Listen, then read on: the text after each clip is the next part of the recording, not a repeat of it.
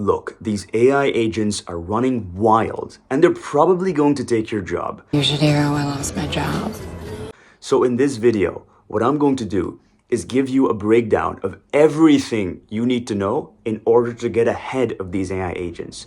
And I'm going to break everything down in very simple, easy to follow terms. So the goal of this video is not to just help you join this army of AI agents that are going to take over the world, but to help you build one for yourself. This could be the key to creating Ultron. And this video is going to be disseminated in 4 stages. Because we aren't AI models, we don't have a massive context window. We need things fed to us in bite-sized brain rot format. So without further ado, let's get straight into it. Stage 1, the foundations. Easy ride, easy ride, easy ride. The very first thing we're going to get you familiar with are the languages and tools. And the good news is the very first language on the list is the very friendly, human-readable Python. Python in the world of computer science is literally like a Swiss Army knife. You can use it to write command line applications. You can use it to write full stack web applications, and you can use it to write the logic for the brain of your AI. Okay, so Python is going to help us code the model, but we're going to need something to load our models from. And that, my friends, is Hugging Face. Think about Hugging Face as the GitHub for AI models, but instead of storing code templates and code repositories, you are literally storing AI models. And the vast majority of the millions of AI models on Hugging Face are open source, which means you can literally write a few lines of code and download an AI model that several researchers and engineers have spent years and years building and training for you. It's called standing on the shoulders of giants. But since we are going to be in the business of building AI agents, the next tool that we're going to have to be familiar with is LangChain. LangChain lets you chain different AI tasks into one smooth operation. So imagine you're trying to build an AI agent that helps you find and apply to jobs. First of all, it's going to have to scrape the internet to find jobs that fit your role. Second, it's going to have to match those jobs to your specific resume, maybe write a custom cover letter. And finally, it's going to have to put in an application for you for the said job. That's a lot of things. All of these tasks involve using AI in one form or another, and you can stitch them together into one smooth operation using LangChain. Next, we're going to understand some basics about AI, starting with the thing that everybody these days thinks is all of AI, aka large language models. Imagine if you had a simple baby robot and all it did was predict the next word in a sequence of words, but then you hooked it up to all the compute power and all of the data available to you in all of the world. An LLM is what you would get. But to interact with an all-knowing, all-powerful entity, the results you're going to get back are only going to be as good as the questions you ask this all-knowing, all-powerful entity. Prompt engineering is the art of getting the AI model to do what you want it to do, instead of spit out cat memes, unless that's what you want it to do.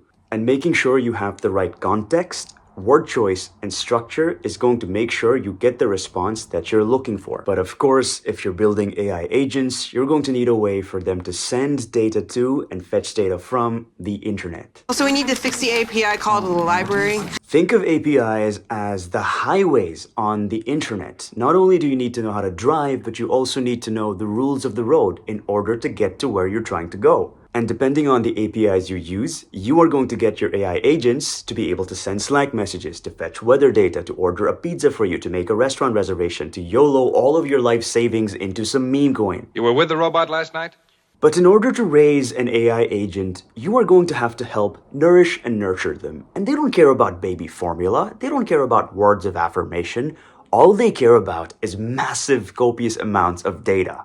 And we're going to start off by getting familiar with the data processing library in Python called Pandas. Yes, Pandas. Pandas is going to help you clean, cook, and munch up the data so it's ready for ingestion by your AI model. Pandas is like a spreadsheet on steroids. It is going to filter, sort, slice, and dice your data so it's well marinated and tasty, ready for consumption by the AI model you're trying to train. Yum, good. But even before you can clean and cook, you're going to have to go to the grocery store or the meat market so you can find the data that you need. And that is where web scraping with BeautifulSoup comes in. Look, the internet is the collective history of all of humanity being written in real time by the bumbling baboonery of a billion pens. So naturally, it's where you go if you're trying to get any kind of data. And all of that data is written in HTML, and BeautifulSoup is this massive vacuum cleaner that sucks up this HTML from all corners of the internet and distills it down to the clean data that is usable. Now that's already a lot of work that we've talked about, and the last thing we'd want is for us to lose progress on all that work, right?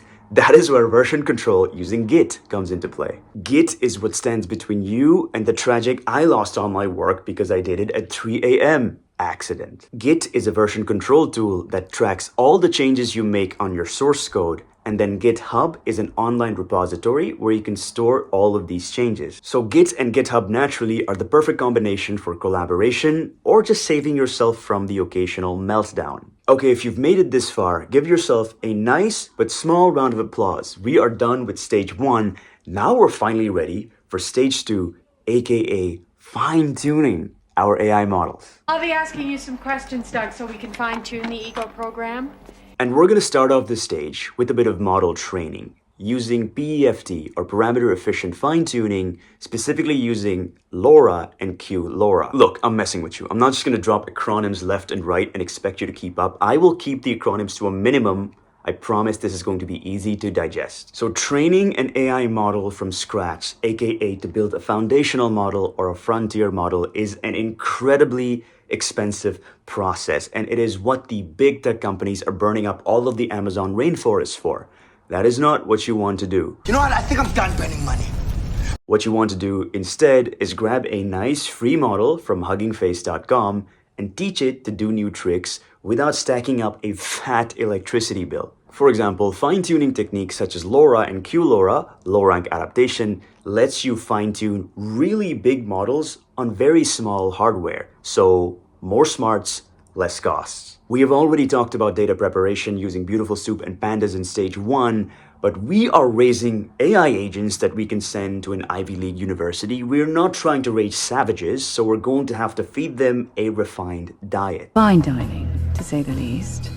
And this is where high-quality datasets from OpenAssistant comes into play. OpenAssistant is going to ensure that your AI model isn't just spouting nonsense because it's had some very good examples to learn from and model on. Simply put, OpenAssistant is going to give curated question-answer data. This is like switching your AI model to a refined diet and weaning it off junk food. And sometimes you gotta rag your model, but they like it, and that is because we're talking about Retrieval-Augmented Generation. Your AI model or AI agent is only going to be as good as the training data that is given to it. And that's going to be a problem if you finish your model training in 2023 and now it's the year 2025. Whose brain's working on outdated software? This is where Retrieval-Augmented Generation comes in. RAG basically lets your AI model look up real-time data from the internet instead of just spitting out old, stale training data. RAG basically steps in when your model goes, hey, kind of have a knowledge gap here, I need more data. But all of the internet is basically written by monkeys scribbling while high on fentanyl, so what RAG does instead is stores that information in a much more easy to retrieve format using something called a vector database. Vector databases like Pinecone creates vector embeddings from text data, which is much easier for AI models to understand and retrieve compared to human readable data. Okay, we've given our model a refined diet and we've given it unfettered access to the internet, but how well is it performing really? That's a very tough but important question to answer. Today is a lovely day for a pop quiz. Model evaluation metrics will keep you honest as a parent. Is your AI model actually getting better at its task, or is it just spewing bigger and bigger words? There's model evaluation metrics such as the BLEU for text quality, ROUGE for text summarization skill, and perplexity for language fluency. Okay, if you're still with me this far, you deserve a nice big round of applause this time because you've made it through the first 2 stages and you're finally ready to start building AI agents. Starting off with a bit of good news. There are already a lot of fairly easy to use frameworks like LangChain, AutoGen, and Crew AI that help you build AI agents. And the purpose of all of these frameworks is to help you automate multi-step AI tasks, such as searching for data, analyzing the data, and then coming up with a summary. Think of these AI frameworks as event planners for your AI. They make sure that all of the tasks fit into a nice cohesive pipeline by making sure the bride marries the right groom and everyone's fed at the wedding. This is a bloody great wedding, you know.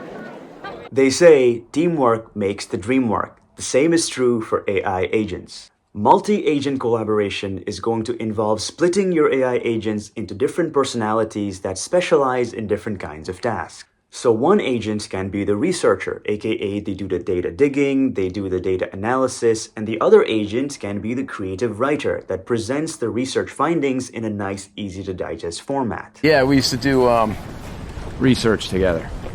This multi-agent collaboration is going to be cheaper and more effective than trying to get one AI agent to do both of these things. An AI agent that is going to keep its job is an AI agent with good memory. A good AI agent has to recall key information that was shared with it in the past so it avoids making the same mistakes it made in the past. The North remembers. Memory modules help AI agents keep track of past context so that they're able to go like, oh yeah, we already talked about that. In every performance review ever, your manager is just trying to see if you've improved since your last performance review, if you've incorporated the feedback that they have given.